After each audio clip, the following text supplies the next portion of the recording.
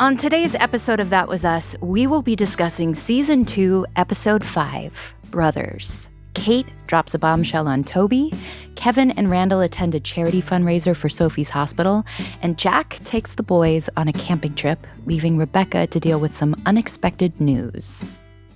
Hello. How's it going, everybody? Hello, we're back. Okay, so we've been off for a while. Yeah, there was a short maternity leave. Short maternity leave. So this is our first episode with Mandy Moore as the mother of 3. Mandy Moore, how are you? I'm great, guys. I'm so happy to see your faces. You look I missed very you. bright-eyed and bushy-tailed to have a baby at the crib. Oh, you're so kind. Are you fooling us? Is this another example of the outstanding acting that is Mandy Moore? I mean, I'm pretty tired, but Yeah. I'm just, you got to fake it till you make it, right? I heard that. We just have to keep throwing back to you so it keeps you engaged. Because if we get too engaged, you and I, we look over and she's like, hit forehead on the microphone. This is quite comfortable. Yeah, the couch, comfortable. I don't want to get that comfortable. Yeah, we need to drop the temperature in here a little bit. But I got the big 3 at home. I got my own little big 3. Yeah. How have they taken to the baby? Her great. 2 older brothers? Yes. Yeah, they love I see her the so pics. much. They want to pet her a lot. Yeah. That's what they say. Yes. Can I pet baby sister? I'm like, she's not the dog, but Yeah. yes, you can It's pet like, her. mind the soft spot, big dog. You Yeah, can't go yeah, too yeah. hard up top. Yeah. Yeah. They still have that fuzz. Yeah. Yeah. I'm so happy to be back with you guys and happy to have the excuse to jump back into watching the show. Yeah. Yes. Wow. And we jump back in with a real dynamite episode. Yeah. Both feet in. So this is entitled Brothers, right? And we're back with John and Glenn, Back with directors John of and Glenn. the Yes. Directors of our pilots, the pilot. Super Bowl, some Yeah. really seminal episodes of the show. Yeah, and we're having a good time. And we're starting off in the past with Jack is going to take the boys on a camping trip, Yes. right? They've been sort of at each other's throats a little bit. And not even sort of at each other's throats. I would say that Kev's feelings towards Randall are just I've kind of had enough. They're really settling into their distaste For each other. And less Randall for Kevin, obviously. what I It's was really about just to say. it's deeply steeped in Kevin, though. You He's see so a annoyed. bit of Randall trying to figure out how to be with his brother. Yeah. But he is Randall, and he is a lot.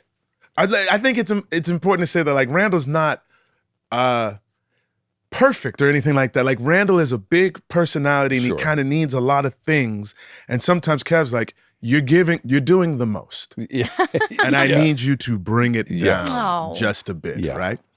So the girls are gonna have a day out with themselves. Yeah, Kate go and get Rebecca. do their nails, Have watch a a movie. great time, and you get a phone call from the what is Nursing the care the facility. care facility for Stanley Pearson, and it sounds like he's about to pass away, Yeah. and he's calling to find his son. And you're like, oh, he's gone. So you send a message out to the woods Yes. saying that, listen, I just heard your dad is not doing well. You may want to come see him, et cetera. But he's out there with his boys, impervious. Do you guys remember growing up at a time now without cell phones where we were all not reachable Yeah. I do. immediately and having to leave messages on answering machines? Yeah. and- You called a ranger station and left a message on a reel-to-reel tape. That's true. I called multiple times to Yeah. a landline in the middle Yeah. of the woods. Yeah. It is. I do sort of secretly long for that time Yeah. where you weren't immediately reachable Sure. all the time. Yes. But in this particular case, it would have been nice. Sure. Yeah. Sure. And something else that I clocked, the Wagoneer coming in, the Wagoneer has it made an appearance before? If it has with the older kids, with the teens Yeah. and stuff, but I Yeah. feel like this is the first maybe introduction with the younger kids, or where it just I clocked it in a way and I was like, oh wow, yeah, it becomes such It's a family member now. for sure. It And was in the Thanksgiving episode. It was, yes. But it's this is the family car. There's a comfort to seeing that car and what it sort of signifies for the family, Yeah. as well as again, clocking the house with the Pearsons and the sort of shift, the change of houses that we Yeah. had. Yeah. It might have not been the first appearance necessarily, but it was something that I was like, oh yeah, Yeah, this house significant. it was just a real marker in time for me. Yeah. So we go to the campground with the boys before, obviously, Jack has been made aware of his father, because eventually a ranger does find them and tells them, your wife is looking for you, and puts them on in contact via the, like, what is it? Like his little like ranger thing is... Yeah, she's on the phone and someone's holding a radio up to the phone. Correct. And he's like talking a into the walkie-talkie. radio. Yes, Sure. yes. Yeah. And the boys are just not having it. Kevin collapses the tent on Randall. Yeah. He won't let go of his Game Boy. I mean, it's just... I think Jack says something about like, why is this funny to you? Or like, is that funny to you? And he goes, if I said yes, would you be mad? He said, you be good to your brother. Like he sort of says this message over and over again, like you should be good to your brother. It would be so easy for you to just be nice to him, right? Yeah. And at one point, and because this will tie into Kev's story, they're in the tent and he's like, why aren't you doing it? And he's like, I don't know, right? He's like, you got to have a reason. Like there's no reason for you to be mean to him. He's like, I don't know. And he said, you made me go into the tent. And so I went into the tent. Yeah. You didn't say I have to talk about it. So can I just stay here in the tent? And Jack was like, fine. But it was just sort of setting up this sort of idea that like Kev doesn't process things. Doesn't know what he's feeling, doesn't know how to feel. Right. Doesn't know how to express it. Yeah. Yes. Which is why a lot of us get into acting. And Kev in particular, you know what I'm saying? No He's an joke. actor. I was telling Rachel the other day, I'm like, I think originally I got into acting because I didn't know what any emotions looked like. And I was like, I'm gonna go try these on and see how they feel. Wow. Yeah. Like a 14, 15-year-old trying on all these like basic emotions. Yeah. That's Wow. amazing. I love that. That's amazing. So then there's this moment that happens because he told him to be off his Game Boy, but he just goes back to the Game Boy. And then later on, well, I should say first, I think you do reach Jack, right? Yeah. Yeah, We do via the walkie-talkie, the radio from the ranger. And Milo Ventimiglia, I think just with like his listening was really... You got this sense of like so much was going on inside of him, and he didn't say very much. Yeah. Right? And you're like, Jack, I think he's gonna go and everything. Do you want to come? Or do you want me to say anything to him? You've called him after you've already gone to the facility. Yes. Too, Yes. right? And this is a big reveal Yes. for Jack's dad. Yes. That Jack has a wife and This a is true. family. Right. Yes. So it is also a big reveal for Jack that Yes. you have now met His father. Yeah. Right. Yeah. There's even a more. I should do both of those things parallel. You're absolutely right, because you go to say hi to Stanley, whatever. Like I'm Jack's wife or whatnot, And he clocks Kate and he said, sees, is that my granddaughter? Yeah. Right? And you're like, oh, I didn't know she was in here or what have you, because he's clearly not doing well. And then so you fast forward to that moment of like, do you want me to tell him anything? And he's just like, You see the wheels turning. the wheels are turning hard. Yeah. Like he was doing some active thinking.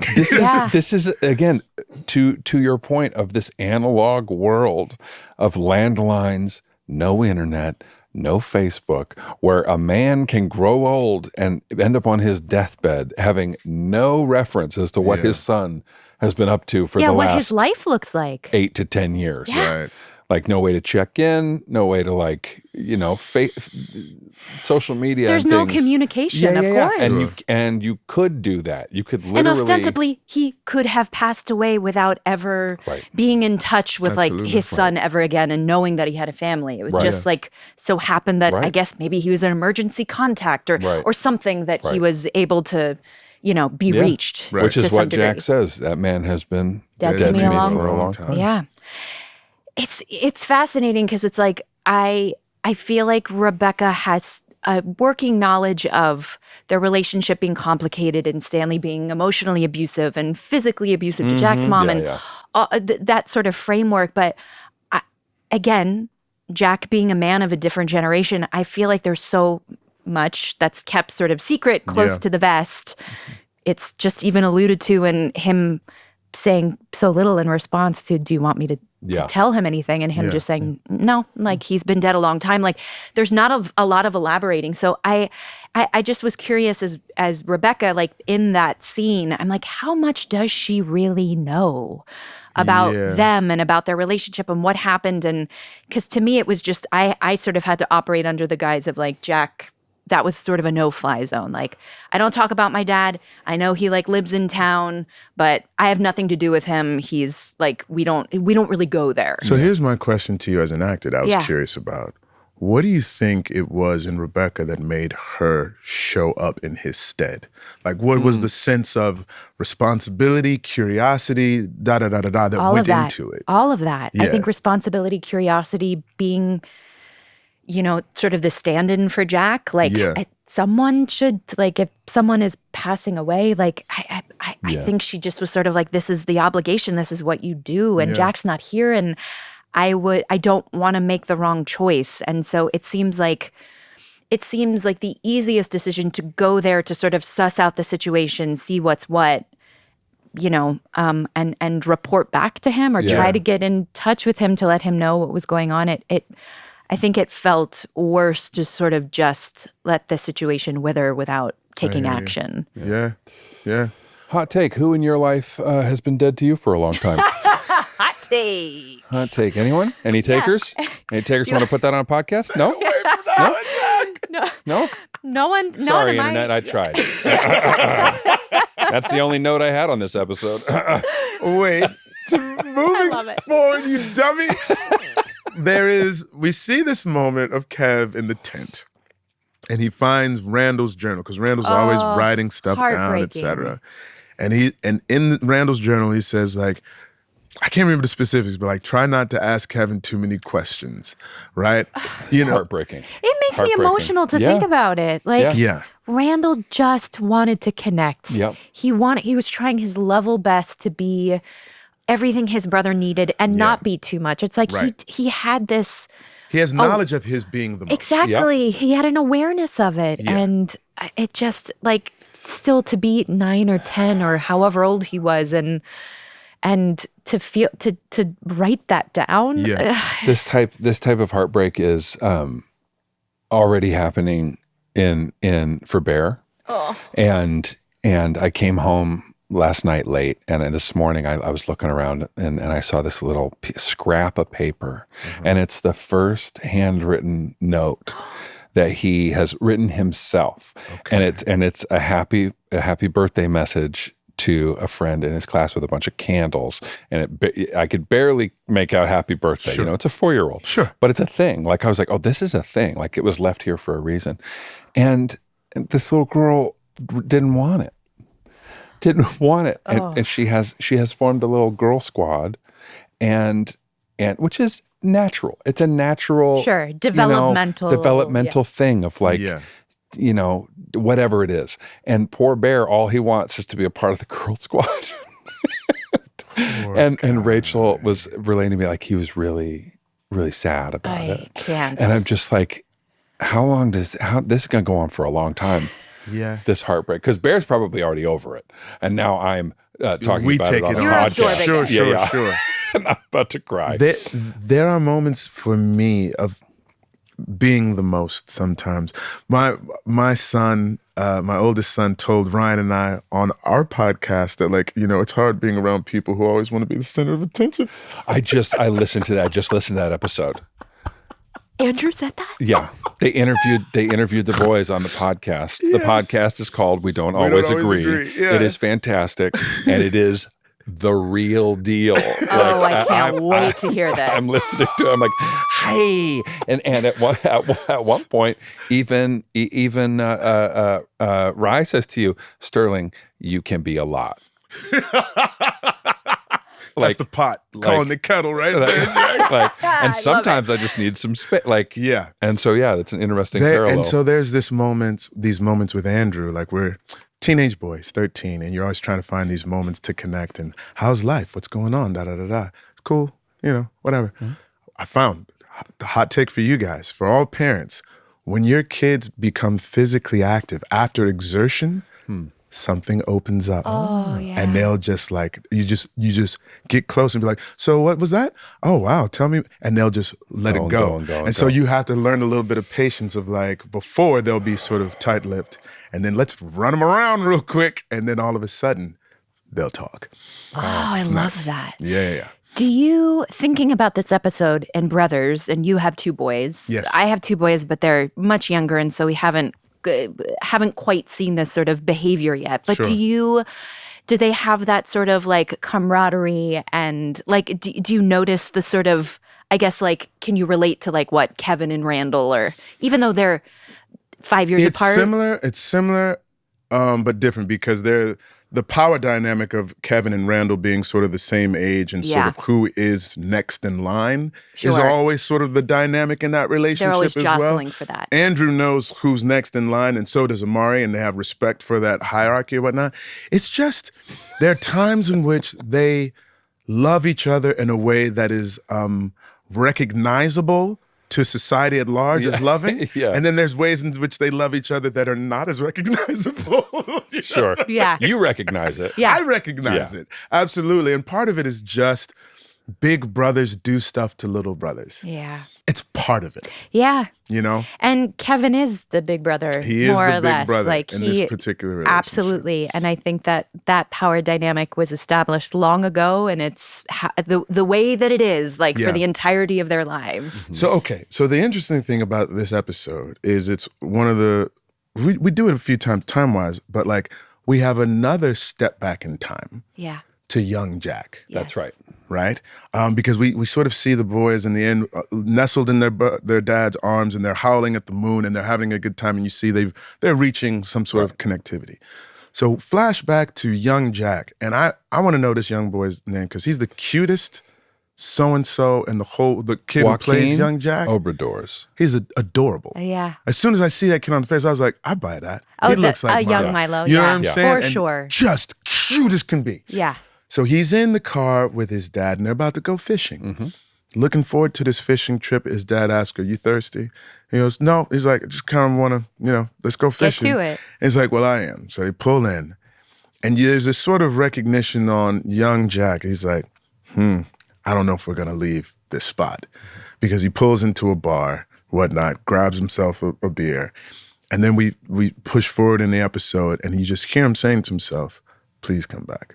Please, is it please come back? Please come out." Yeah. Just like, come on out. And you just see Dad Stanley sitting there at the bar, having his beers, impervious to the fact that he's got his kid in the car with him. Yeah. Right? And I say kid because up until that point, and this was a moment for me where I A was big like, reveal. oh, I forgot. Yeah. Right? Yeah. Where we find out that Jack's little brother is in the back of the car having taken a nap. Yeah. And he wakes up. And he wakes up and he goes, "It's okay, Nicky. I got you." You know what I'm saying? I'm not going anywhere. I'm not going anywhere.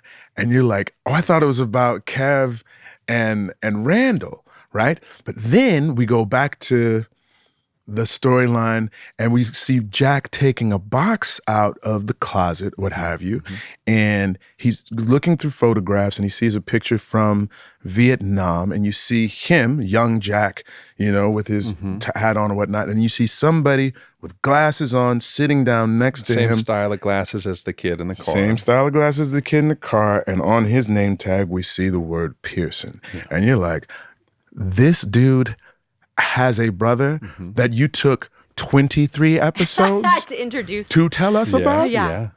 I was like, when Fogelman like sort of pitches us to the beginning of the season or whatnot, and then you remember saying it was like, and so Jack has a brother. I was like, how you gonna pull this off, dog? Yeah. He got a brother that we ain't never seen, and then he does it. You're like, you son of a gun! Did it again. Yeah. He did it again. He A did it character again. who is with us for the rest of the show. Yep. That's right. In Griffin Dunn.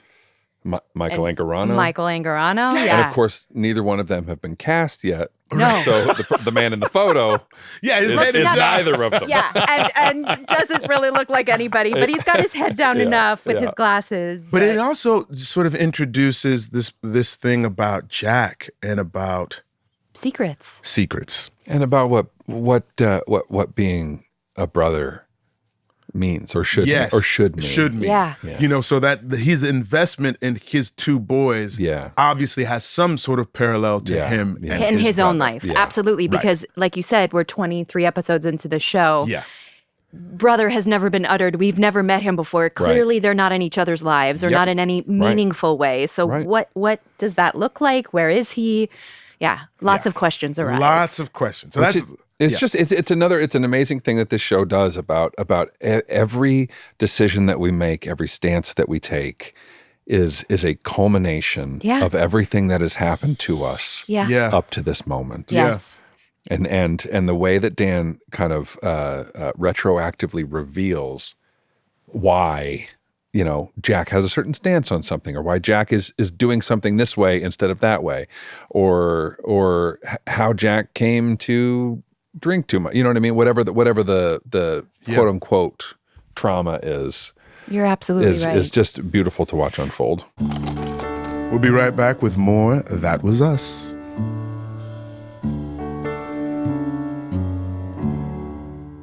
Whether I'm tackling the chaos of life as a new parent yet again, or juggling a packed schedule on set, it's Peloton that helps keep me balanced. Peloton has everything you need to keep on track with your goals, no matter what season of life you're in. I feel like Peloton can go hard. Yes. Or Peloton can go easy. Absolutely. Can go nice and smooth. I completely agree. Like, if there are times in which I need to train for a film, there's these boot camps that kick my butt up and down. If I just want to relax a little bit, there's some wonderful meditation, yoga, whatever you need, Peloton has it. I love that even if you have 10, 15, 20 minutes or something, you can get an incredible workout in. You can get on the bike, on the tread, you could do a floor workout. Like, it sort of covers the gambit, and Peloton always keeps you on track. And it's not just about workouts. With Peloton, you can find exactly what you need to get centered and motivated, whether visiting family, adjusting to a new city, or stepping into a new chapter of your life. It's like having your own wellness partner ready whenever you are. Dude, I'm so glad you brought that up. Because just like Randall needed those moments of grounding during all those twists and turns, Peloton offers the flexibility to fit into any schedule, any season. Now imagine Randall squeezing in a quick yoga session to manage stress. It's all there on Peloton, ready to adapt to whatever phase you're navigating. The Pearsons' schedule was always packed with the big threes activities, so whether you're reminiscing about the pre-kids sports meditation era or you're in a full parent-on-the-go mode, Peloton has the classes and support to keep you moving forward. Take some time for yourself, again, whether it's 10, 20, 45 minutes, and explore everything you've ever wanted to try. It's all at your fingertips. Because Peloton isn't just about the workout. It's about being there for you in every season, every era. Check out Peloton and see how it can fit your journey, just like it could have fit ours. Find your push, find your power with Peloton at onepeloton.com.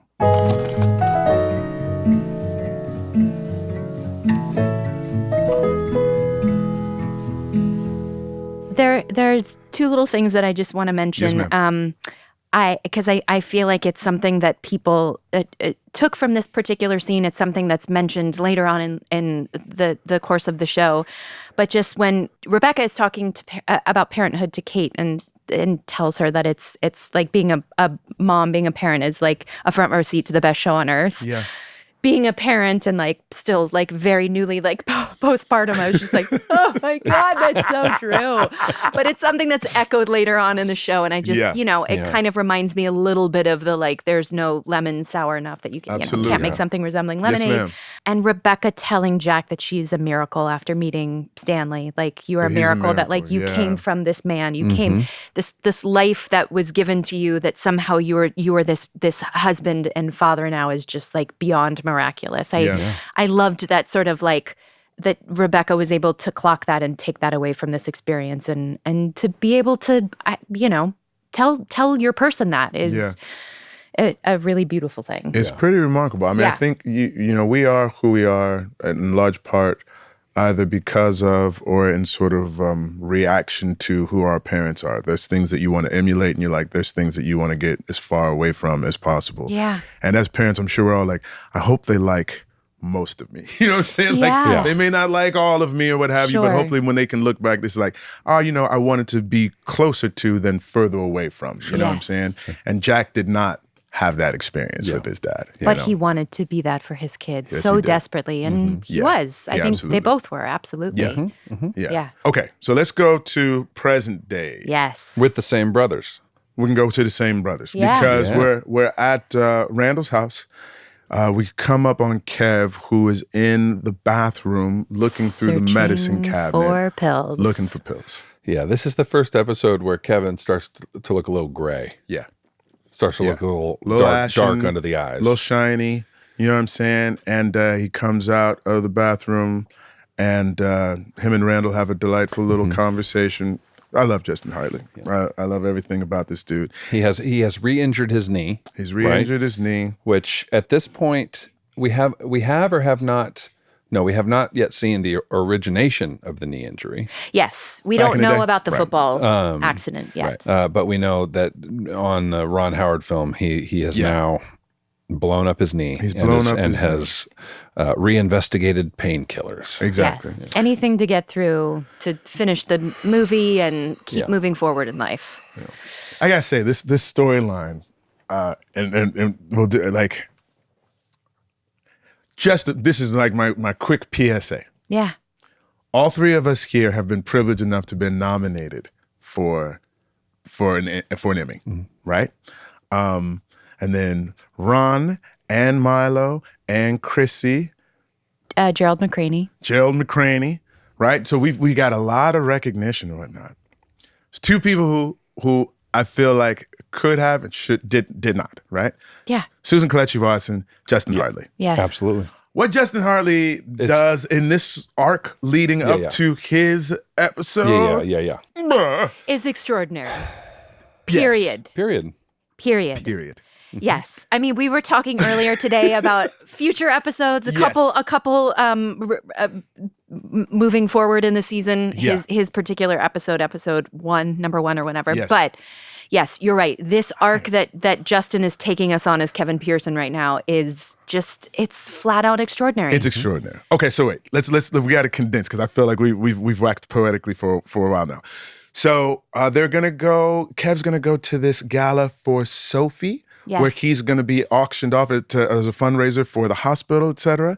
And Randall is telling him, hey, be careful around Deja. You know, she's adjusting to a new environment. She's having a tough time, whatnot. Don't talk about her hair. Just sort of like keep things cool. So he's like, yeah, cool. Kev goes downstairs. He plays teasingly with Deja. What's that? Takes a piece of bacon off her plate. She adores him. Yeah.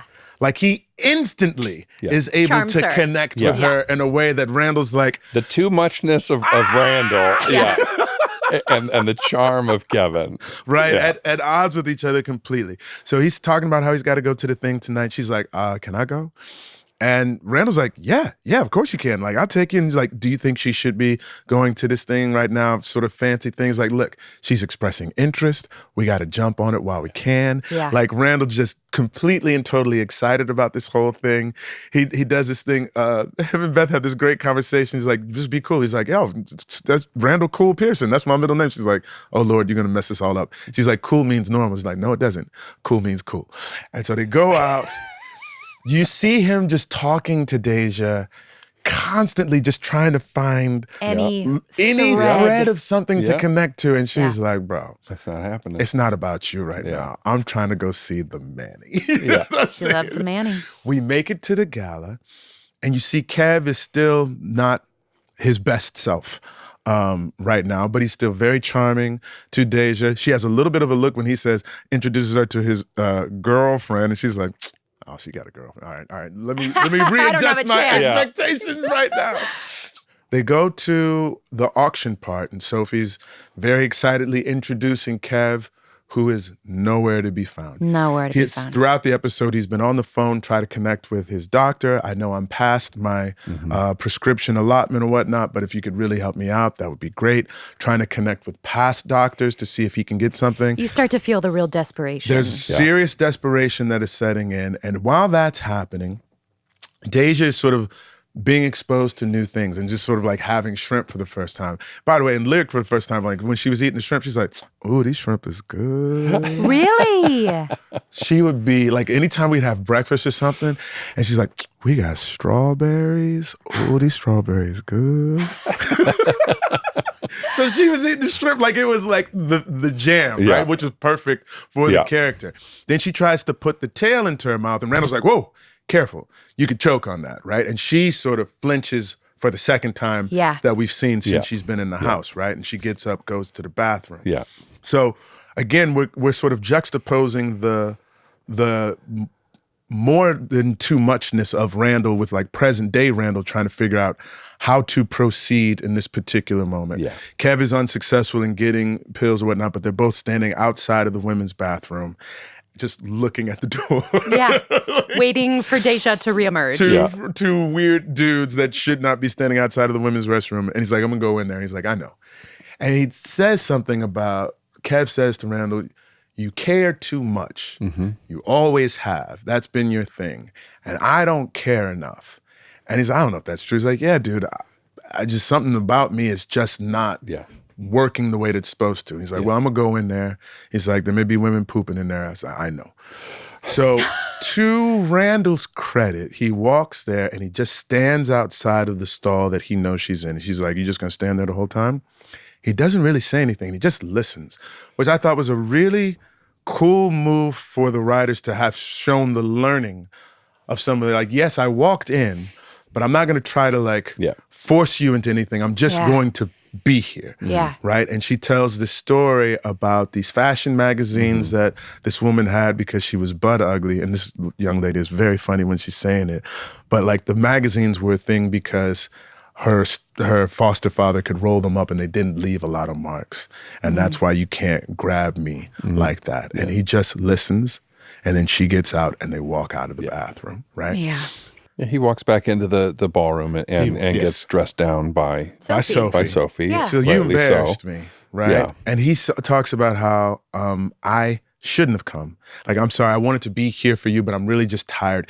And a couple of things that I noticed in this one, this is when his ease of lying is really sort of like, oh, he just lied. Yeah. Just to keep so the peace. seamlessly. Yeah. You know what I mean? Like, and I was like, oh, this should cost you something to just not tell the truth to the person that you got back into your life, right? And even when faced with the opportunity to correct things, opts out. Yeah. And take accountability. It was completely. like, no, I'm just going to take the easy way out. So then let's get into a little bit of joy, because we need a little Ka-Toby in our lives. And your arc starts off with her saying, like, I have something to tell you, what have you. And you're wondering what it is that she's got to say or not. Ugh. And I'm pregnant.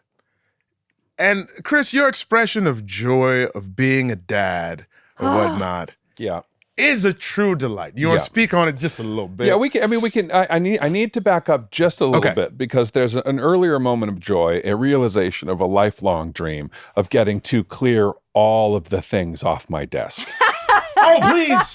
Oh, it's brilliant. It is Toby. She said, Kate shows up and says, Toby, I need to talk to you in your office. And he thinks they're about to have sex. So he walks in and just sweeps everything off like the desk. Actor's dream. And it was I was like, finally! I have told Rachel for my 50th birthday, what I actually want is for her to set up a dinner for me and like a friend at like a nice restaurant. Yes. And I want to stage an altercation where I go, I'm out of here. And I just tip just wipe everything off the table. Say where you want to have sex with her. That's better. No, Mandy, you're right. That's better. Clear the table so you can do Have what sex you with wanna her do. in a restaurant. That's better. Why didn't I think of that? Oh man. Yeah, Wow. that is better. That is better. No, if you ever get it, just get some plastic stuff, put it on your kitchen table, and then just Sweep it off. Wipe it off. It's truly I joyful. got that take. sense as an actor. I was like, he's been waiting for this for This is some gonna time. When I be saw fun. that in the script, I was like, 4 years of acting college, I finally get all to do it. for this, all for today. Okay, so you clear the table. But Yes. also, can we talk about the fact that we saw where Toby works? Yeah, he said IT Solutions. I was like, oh, this is generic enough, Yeah. but gives us some he works specificity. in IT, and apparently he's the boss. He was a boss. He's He the boss. was true and innocent. People. Yeah, he because got- they're like, he we're had a going to nice have to office." justify these apartments they live in pretty quick here because doesn't Kate's work. not working. Yeah. How high up in the IT world is this guy? Okay, he has his own office, He can clear and the he desk. feels comfortable clearing a desk. He's just like That's that. the amount of money he's making. 6 figures. Easy. You said you wanted to talk. That's the way they do it. And all of the all the movies. adult I love entertainment, fine cinema that I watch. Yeah, it's not that. I am, and she reveals that she is pregnant. Toby gets very, very excited, but is quickly quickly tamped down yes. by her, saying, "Okay, keep it to yourself." Yeah. And he's like, cricket. So this is interesting. And Mandy, you've just recently gone through, having your third baby or whatnot, and we know that complications can arise, especially within the first trimester. Sure. Yep. So a lot of folks are told to, until you make it to 13, right, you sort of just kind of keep it to yourself. That's right. You know what I'm saying? And hearing her express, I remember because we were 34 with the first one and 39, and like that term geriatric. Yeah. Like, yeah. Are we that? Oh, I didn't know. Yeah. And that's what it's called. It turns out we are. Geriatric pregnancy. Yeah, we are. She's 37 years old, whatnot. She knows that she's a plus size woman and that any number of things could transpire. Yes. I don't need you getting too excited, because if you get too excited, then you'll be too disappointed. So just kind of keep it at a minimum until the child is here. Yes. You ever experienced any of that at all? But probably different. We didn't experience any of that. I will say Rachel and I did have a bit of a conflict over the pregnancy reveal. Okay. To me. What happened? Wait, tell. Do tell. It's now kind of a joke, so I can talk about it. Okay. Oh God. But I found out that Rachel was pregnant with Bear the first time around via text message when she sent me a photo of the pregnancy test. Uh-huh. And I was sitting on an airplane on the way to a convention or something, currently being talked at by an elderly man with white wine breath. Okay. Who was just like, "So what do you do?" And you're like looking at your it's like, phone. Ding, and I'm like, "Oh, what? So what do you mean a convention? What kind of convention are you going to? Just Pinot Grigio, like wafting over." And I'm like, "This is so exciting and the worst." I just wanted to be like, "Would you shut up? I just found out I'm going to be a dad. I got to dance up and down the aisle or to Hootie and the Blowfish or something." Sure. I had to get home and be like, "Yeah, I'm so excited. By the way, not the way to tell me." Oh, I would save it for in person. At least. I will say that there is something very interesting about your experience, Toby's, I would say, and me, and I don't know if this is true, because we as dudes, as soon as I found out, I was like overjoyed. Yes. Not thinking about that 13 weeks and the complications that go into it, et cetera. And so like when Ryan's like, "Listen, I need you to keep it to yourself." And I'm like, "For real? Like I want to tell the world on a megaphone." The world. That and was so, me too. Yeah, dudes have to like sort of bring it down. But then your bride to be in the show does something incredibly generous, right? You guys go, is it a coffee shop? She takes me to a coffee shop and says, okay, fine. You can tell one person in here. Yeah, a stranger, because the stakes are so low, right?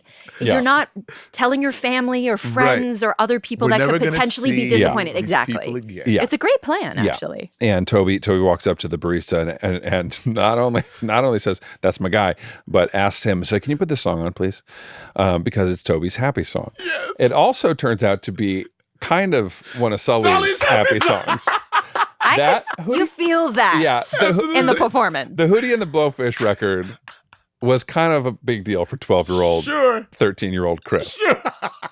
I loved Hootie and the Blowfish. I love you some Darius. Oh, man. Yeah. I got to meet Darius Rucker at like an award show. Did you? Yeah, it was another big deal for me. It was a big deal. So, okay, my question acting-wise was, how much was scripted? Like how much fun room did you have to play? So this episode was directed by John and Glenn. There you go. Who were two of our veteran, maybe more mischievous directors. I would agree. Very mischievous. Yes. And these are the two directors that when we started season 2 told me, I don't know if they told anybody else, but they were like, "Just so you know, you guys are about to have a long run. You know these characters. You do what you want to do." Great. Directors are going to come but go ahead and stretch your legs. Yeah. And that's the wrong thing to tell Chris Sullivan. You're like, watch this. Because watch me stretch. And so I'm like, well, here's what's going to happen in this coffee shop then, John and Glenn. I'm going to push it too far and you tell me when to stop. Okay. And so The slow-mo of you like on the pole, like, Yeah. hey, me, it was, yeah, Flash dance. yeah, The flash dance. yeah, that was it. yeah. So was that you in the moment? Yeah. Or you, Yeah. This is like, all right, let's do it. Let's turn this music on. And I was like, oh, look at what about this bucket of water? Anybody? It's like, we'll do it last. We'll do it last. So you at least had to wait, of And course. sound came and took my mic and took all the electrical things off of me, and then I dumped the water over my head, and that was wrap for the day. it was absolutely. It was joyful. It's perfect. It was joyful, and I've had moments like that. I've definitely been up on a tabletop in a college cafeteria dancing and singing. I love it. Yeah. Oh, wait, okay. I just realized because what led to her sharing this information, Kate sharing this information, was the OA meeting. Yeah. That's this episode, right? Yes. Yes. Thank you, guys. Okay. Because that brings us to our special guest. That does bring us to our special guest. So in the OA meeting, we hear from Madison. Yes. Okay, I'm laughing for two reasons. First of all, Kaitlyn is so damn funny Yes. She is. in her delivery of what's going on in her life. And Chrissy/Kate is so disgusted Yeah. Yeah, by everything coming out of her mouth. Whenever Kate is listening to Caitlin, Yeah. no, to Madison. Madison, Yes. is when you really see Chrissy's Florida come out. Yeah. She has Florida face, and it's when has Florida she face. really gets sass. It really does. Yeah, dude. yeah, Yeah. and I love it. She's like, oh, wait a minute, Madison. Are you like a handsome guy, like took you somewhere and you had to smoke a cigarette and all this her stuff? head kind of gets going. Woo. Her arm Yeah. gets up. Yeah. There's like a look in her eye. Yes. Yes. So they take that out into the parking lot where it continues.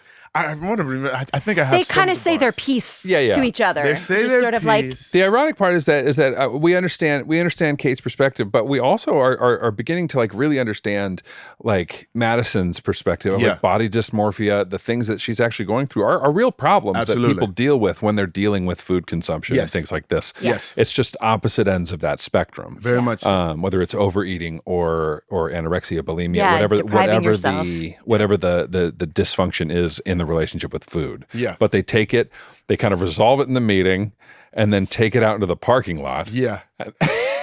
which is a real Florida move. yeah. It feels no does. offense, Florida, but it feels like Listen, I'm from Lot of- Florida. a lot of parking I lot. agree, and I agree.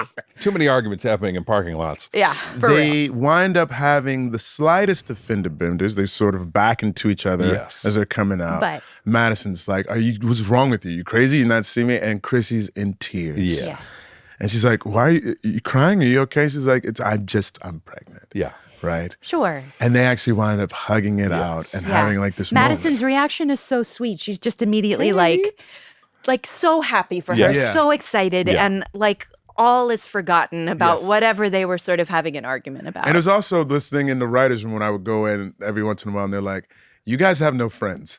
They're like, we need to find We some need to get some friends for the friends." Pearsons. Yeah. And I love this unlikely friendship because, you know, we see later on in this season, like Madison's actually like is someone that comes to the hospital. Yeah. Like Yeah. she's there Yeah. for Kate. Like I think this sort of like is slowly planting the seeds of them being more sort of intertwined in each other's lives. Absolutely. Yeah. Yeah. So, okay, on that note, I think we've covered everything Yeah? in the episode. Yeah, let's talk Let's to talk to Kate. Kate. We're gonna bring Kate up, take a break, hear these consumer, whatever, the commercials, ads, whatever they're called. Word from Ads? our sponsors. A word from our And then we'll be sponsors. back with more That Was Us. More That Was Us after this short break.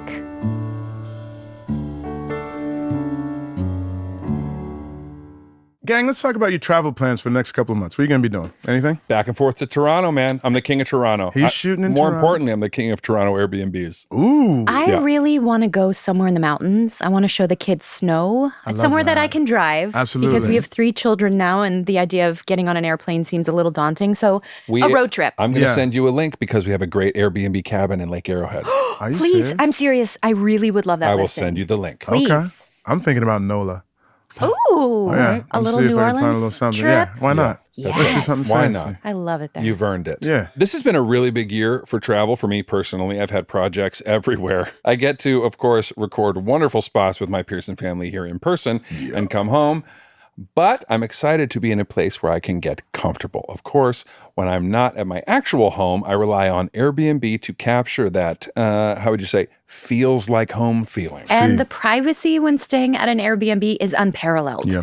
I love traveling and going places, but it can be tough to make holiday memories in a home that doesn't really let you relax and get comfortable. Yeah. And that's why we look forward to our Airbnb trips as a family, because we can pick a place that's right for us. Exactamundo. Your home can also be the perfect place for someone else to open presents or ring in the new year, especially if no one is using it. Utilizing your space to start hosting through Airbnb could be the perfect way to make extra income this season and help out with the other holiday-related expenses you have. Your home might be worth more than you think. Find out how much at airbnb.com/host.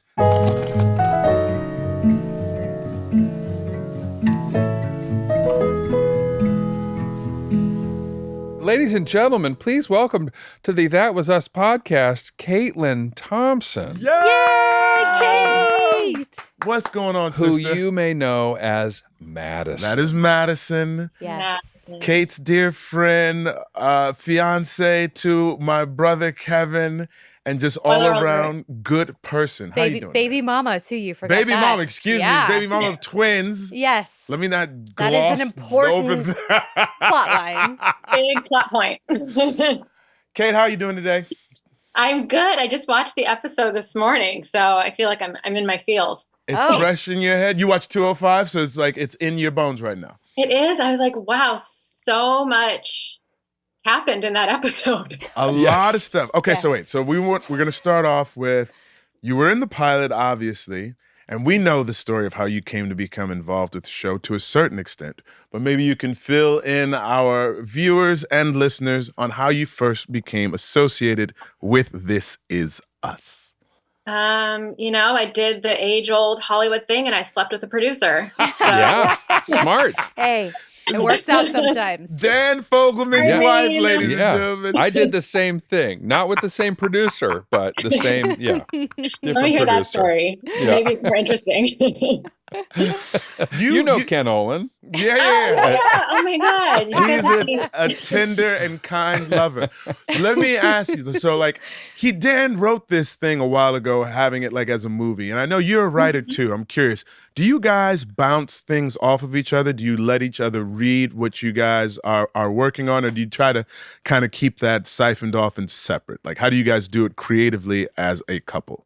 No, for sure. I think, just the nature of him being down the hallway. And as a writer, you're so isolated. So I think it's always nice to just have that outside perspective. So I remember reading this. It was before we were engaged. We were about to get married, and it was called 36, I believe. Yeah, Mhm. yeah, it's called 36. I feel like it started as a movie or something. I don't remember. I just remember being blown away, obviously. And I was like, how did you pull this off? Like, You read it and you're like, I didn't think you were this talented. How did you get this? I remember like other ones like Crazy Stupid Love. I remember reading, and that like I read the first 13 pages, but I feel like this one I kind of read it in its entirety. But yeah, it felt special from the beginning. It was kind of like there was no doubt that this was something different and special, and I just wanted more and more and more. I was like, wait, this is it. It's like normally you're doing features with him, and it was. So we definitely bounce ideas off each other and talk things through. And I think through the whole process of him doing the show, it's funny because there's a couple episodes I haven't seen, but I've seen bits and pieces of it. Yeah. So I feel like I'd seen them, but he always loves to show me things out of order. Like, just look at this scene. We did this cut the other day. And I was like, no, I want to watch it like as an audience member in its entirety. So sometimes it doesn't work to its advantage for me, but Dan does get excited because he would do that throughout the course of the show too. He's like, "Oh, I got to show you this scene with Susan and Sterling," He would and just he'd like come to invite people set and like into whip his out his office phone or whatever. something. yeah. He gets so excited, and I love his giddiness. But like the train episode, which I know I'm jumping ahead, but like I haven't even seen that one because I've seen pieces of it and I know it would destroy me. And it's like I can't bring myself to like actually sit down and watch it because I've seen the gut-wrenching moments already. Oh so man. yeah, he gets excited and it's infectious. Do you have more insight? I mean, you certainly have more insight than I do about Madison's storyline and when it was, I don't know, when it was established that maybe she was going to become romantically involved with Kevin. Like how far out did Dan know that that's the way it was going? You know, I think it evolved. I mean, certainly from the pilot when I just had that little bit, I didn't know. I don't think he knew it was going to become a thing. I think it was around the time that Kate, Chrissy's character, was going to be pregnant and getting married. And I think the writer's room was like, she needs a friend. Like none of these Pearsons have a friend. She needs a friend. Right. To help her go through Yeah. this big milestone in her life. And I think that's when the writers started being, look, well, the natural person in her life and the most interesting, probably because they were enemies. Yeah. Sure. Would be Madison. Which is what happens in this episode. We see the transition from foes to a blossoming friendship. Yeah, that misunderstood for sure. Yeah. I think. Yeah, she turned on a dime, that Madison. She was like, oh, baby. I have to say too, like and it's comical in the way that it's presented and whatnot, but Madison's presence in the group, whether you call it OA or what have you, like it sort of highlights to me like diet culture in terms of how, especially in a city like Los Angeles, we equate health with thinness. Yes. Right? You know, and that automatically we assume if a body type is not thin, then it's not healthy. But that we also assume that a thin body type is healthy. Sure. Right? And so like your presence in the room is one that you're like, no, dude, I'm here. This is part of the conversation. Because I need help. Yeah. You know? So I just want to know if you want to chime in on that. It's, definitely from the outside, I get the judgment, but I think that's what the show did so well is it brings in all these different perspectives and it, it flips the coin. It's like, it's not always what it appears. And I think as the character of Madison grew, I mean, I always took her seriously and I was watching the show and I think it was like kind of the first time I could watch it and kind of take myself out of it. Like, I think it's been long enough now that I can kind of be like, okay, I'm not feeling the same feel. Like, it's like you're just removed from it. Sure. And I was always just so, I mean, she was a big character in this room of very grounded actors. I mean, you guys all had your comedic moments and stuff, but I was always a little self-conscious because she just felt a little larger than life.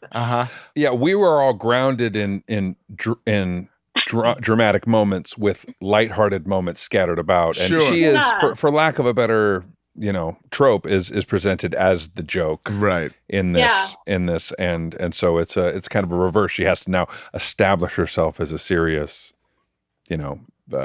subject matter or a serious character or someone who's grounded in more than just a gag. I'm curious how, tell us about your interactions, working with Chrissy, working with Justin, because I feel like the two of them were sort of like your touchstones on the show throughout the course of the series. Yeah, I mean, they're both amazing and so welcoming, so talented, and just fun. I think the lightheartedness that they would bring to set, Chrissy and I would always be laughing and, telling jokes. And Justin, he's amazing where he can be in one conversation and then they call action and he just flips in and starts delivering that is this Justin. heartfelt monologue where he's just like, okay, I can't do that. I need to go over here. I need to prep.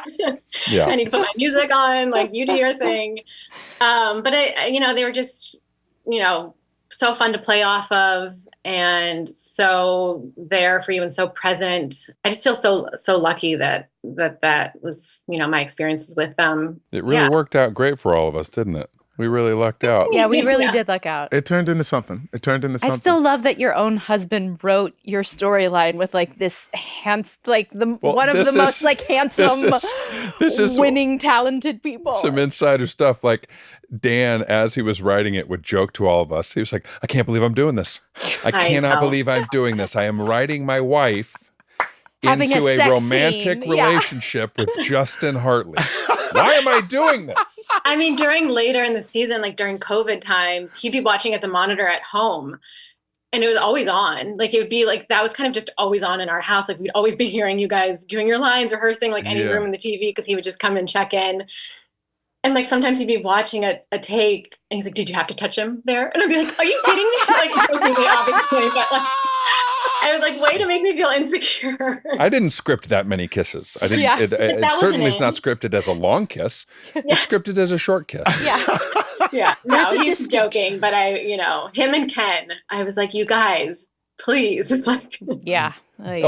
Ken was very helpful too in appeasing everyone's anxiety around the right. He just knew the buttons to press. Yeah. I remember talking to you just like in base camp or whatnot, and you would talk about, feeling a little nervous, what have you, which was always sort of surprising to me because you had such wonderful comedic timing. And then when it came time to show like the more sincere, serious parts of Madison as well, they seemed seamless. So seamless. And beautiful. Like I'm thinking specifically of the wedding that almost was and the conversation between the two of you before, like, you know what, you can't just be with me because I look good on paper. You think that you're supposed to love me and you want your family to be together. Like, do you actually love me? Like, you brought the pain in that stuff. So and I say this as a fellow thespian, because you're a writer, you're a creator, but like as an actor, you were so damn good. And I'm wondering, did you ever feel more settled while you were doing it? Or did you always kind of feel like, I hope that was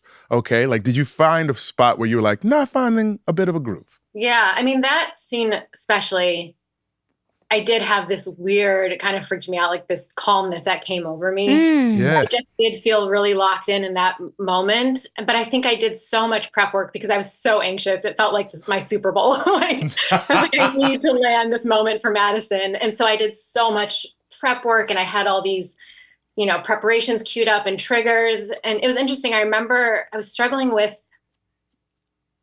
like, it was she was sacrificing so much in that moment. Like, you're really kissing goodbye the idea of this perfect family that you could have, and whether it wouldn't be perfect or not, because maybe love wasn't there. It's a lot to throw away. There was a lot at stake there. Yeah. And I remember I liked to sometimes work with like an object, and I had these earrings that Hala had given me. And I like just created this like backstory for him. I was like, what if these are the earrings my mother gave me when she was leaving and said like, they were from an old boyfriend, and that was like her belief as she was leaving, that there is true love. And so I just became like really attached to the idea of these earrings. And I think that kind of just broke something open for me because I'm holding them throughout the scene. Yeah. And it just kind of became a lifeline to like, this is hard for her to do, but she believes that there's something more for her on the other side of it. And you have to just push through and do what's in your heart to get to that other moment. Oh, I love that. That's kind of dope. Yeah. Shit worked. Yeah, It that's played. a great exercise. I hope you kept those earrings. It's not always great, but in that moment, I did feel like I had tapped into something that just felt really true for me. So I feel like the writers also have this uncanny ability, like as the show goes on, as they get to know us as actors and humans, like they wrote for us in a way. And so maybe there was also that part of it too. It's like as the series progressed, it was sort of like the lines started to blur a little bit. I mean, you felt it maybe more like earlier than some of us. It's just like, oh, wow. Like it's so effortless. Like so much of the work is done for you because of what's on the page that, just these little tweaks and these little tips and tricks that you can like bring to the office, for lack of a better word, like is what helps kind of like push it over the edge. Sure. They're so great at finding those small moments that are so human and so small sometimes that you can pass them by. But I think in the big picture of the show, this show is all about those moments. Yeah. Yep. And I think that's a great takeaway for life. But yeah, it was that was a big scene. I remember I was like, I had a margarita after that. I was like, I need to go home. Yes, girl. You earned it. Yeah, I Never remember, heard like, that margarita. Justin like showed me a picture of him drinking a beer and I sent him one. I was like, I'm right there with you. Help me in the timeline of things in terms of you becoming a mom and Madison becoming a mom. Like, which one happened first? I want to say 6 months pregnant when I remember sitting in bed and he was like tiptoeing in. He's like, the writers are pitching this idea. He's like, I just want to know what you think. And this is before COVID. Yeah, this is before COVID. Okay. Before I really shit really hit the fan. But it was kind of like a conversation, and I was scared. I mean, honestly, this show was already so established, and it was, I didn't want to be the one to come in and like mess it up in some way, and like, Yeah. Right. so it was a big deal. But I was 6 months pregnant when I filmed the scene with Justin where I say I'm having a baby and like, you don't need to be a part of it, but I'm having the baby. And then of course, then I had my son and then I was wearing a belly. So I felt like I was pregnant for 2 years. Wow. But yeah, You're like, Dan, you actually could have planned this better. You were in control of this. It was, I just remember strapping on that. And I was like, I feel like I already did this. I remember, actually, it's really funny. I remember seeing like a comment pop up online when I was pregnant, but I was pregnant on the show. And someone was like, wow, this actress is really going for it. Like, she looks swollen and everything. This actress is really going. She must have had a salty lunch. Like, when she really commits, she blowed it up. Yeah. Can we go? This is a good segue. How many times do you look at comments and like, how many times do you get like a positive sort of feedback from it versus not positive? Too many. It's like so 50-50 that I've just learned to like not. Yeah. It's one of those things Correct. too, because it can be overwhelmingly positive. But the one thing that is not so positive Sticks in your crawl. seared in your mind. Yeah, negativity bias, man. Yeah. It'll kill you. I remember back in the day before there was social media and people just got a chance to look at the like comments on IMDb. Yeah. And I'd be like, wow, don't do that. What? You don't need to comment. Yeah, we're good. Yeah. We're good. That's what I'm saying. I was like, she's so good. committed. That's good practice, though. To just don't read it. If you don't read it, it doesn't exist. That's It right. can't hurt you. But no, she is Dan Fogelman's wife. And Dan Fogelman, in the middle of episodes, is like, oh, we're losing him. Like he's like reading the comments. He's looking at Twitter like live. Get He's like, oh off God. Twitter. I think I lost him. It's like, he's like a play-by-play in the moment. It's like literally like there's like this in his heart is going like like a Nielsen. Completely. So you probably do better than him, which is good. I've learned. I mean, I heard someone say like, if you believe the good, you have to believe the bad. And I was like, fair enough. Yeah. Yeah. It's true. I don't think I'm strong enough to believe any of it. I'm just gonna. Okay, Yeah. so my next question, and I'm going to give it to my partners over here. You're incredibly good at a couple of things that I know of. I'm sure there's more, but you're an incredibly accomplished writer. You're a brilliant actor, whatnot. Which one do you receive more fulfillment from? And like, what are you like artistically? What path are you treading down most these days? They're both very fulfilling. I think I've always just loved being creative and storytelling, and so I think any facet of this industry I find fulfilling. I mean, there's nothing better to me than being on set for 12 hours, but at the same time, there's nothing better than like sitting at my computer for 8 hours and writing and having a great scene. Yeah. So I don't know. I mean, right now I think doors are opening with writing, so I'm kind of going that direction, but if the right part comes along, of course I would still love to act. I mean, it's been a huge part of my life for so long. It's been something I've worked for so long. But I feel like my acting helps my writing and my writing helps my acting. So I don't feel like I have to choose necessarily. No way. It's just kind of a fun journey to go on. And on that note, is there anything that people can see you in? Anything you want to shout out? Or Nope. can people follow you on social media? Yeah. Or like, you know what I mean? Tune in to this Zoom. I have a bunch of writing things in the works, but as I'm learning, it takes some time to put together. So Sure. I have a couple of things that we're developing. Yeah. So exciting. Well, if it helps your writing, hold us in your mind. Hold. If you need to hear a voice. If you need to hear a voice. Listen. If the character needs to sound a certain way. Some of or us look are a certain unemployed. way. I am, if you Yeah. need someone to read something Yeah, for you you, just we're- let us know. I want to get the dream team back together. yeah, That's right. please, There you go. That's anytime. There you go. Some like fan fiction alternate.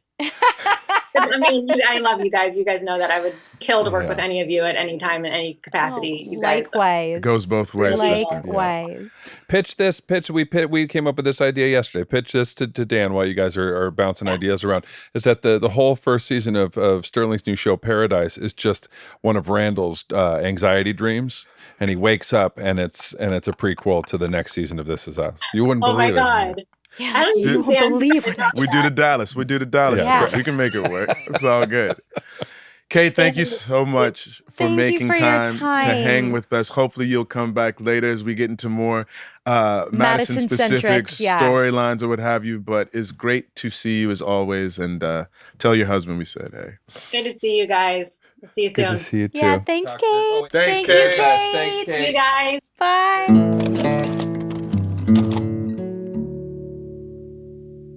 All right.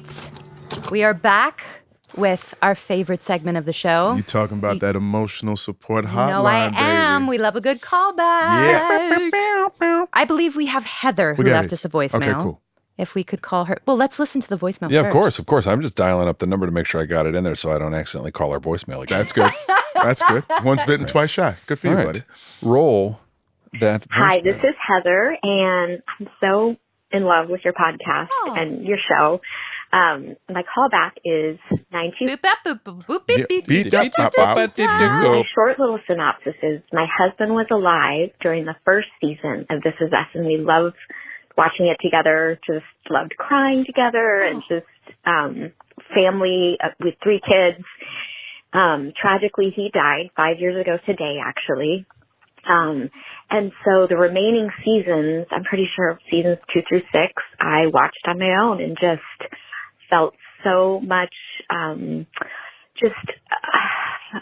I just felt validated and seen in the character of Rebecca. And I'm rewatching it right now as I get ready, as I prepared for this anniversary. And it's helped me so much with grief and parenting and life. And I just love you all for that. So I'd love to share that with you on your podcast. And again, it's Heather. Oh, my good gracious. Let's call Good morning. Heather. Hi, Good Heather. morning. Heather. Hello. How It's- are Hi, you? Mandy, Chris, and Sterling. It's so Hey. exciting. You knew it was us. Oh my goodness. Yes, yes. Heather, we just listened to your voicemail, and I Yeah. think the 3 of us collectively are slightly gobsmacked. But first of all, our most sincere condolences on Yeah. your loss. Oh, thank you. And we are honored if in some small way we were able to help you through that process of grieving. Yeah. Sometimes we forget what we do and that it's just a little TV show, but you can help us understand, reflect back to us, like, what was it about watching the show, especially your connection with Rebecca, that made you feel validated in what you were going through? Oh, my goodness. Well, I'll try to. I feel a little overwhelmed right now. It takes Understandable. me It's back okay. to all of those feelings. But I think I mentioned in the voicemail again, I called in, I think 2 months ago. It was just before the anniversary of Todd's accident.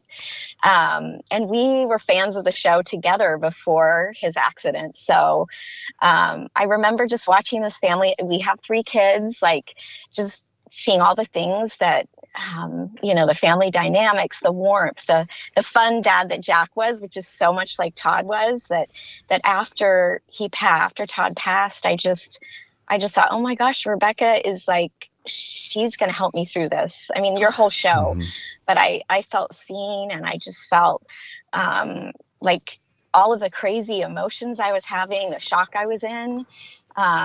It felt safe to watch her specifically for me. And so, Mandy, thank you so much. I tear up thinking about it. But yeah, We're all in tears over here too. What strength you have to sort of persevere and keep putting one foot in front of the other. And as Sterling said, the fact that if we were in any way able to help walk you through an unimaginable time in your life, we are so honored to have been there for you. I don't even know what to say. Heather, how old are your kids? Your youngins? well, now my youngest is 21, my oldest is 26. So at the time, my youngest was 16, which very similar to the Pearson kids. So, I've tried to be there for them, but honestly, like, I was in survival mode. Just the first year was a shock. And, Grace, my youngest, I've gotten her turned on to the show, and she can appreciate it now too. Just I think it helped her to see teenagers grappling with this sudden just instability in the life, and just an earthquake of the loss of what they had. So it's helped my kiddos too. Yeah. Wow. Chris, say something. We're all just absorbing and digesting your story and your vulnerability, and just the fact that you were able to call us on the anniversary, and it's just unbelievable.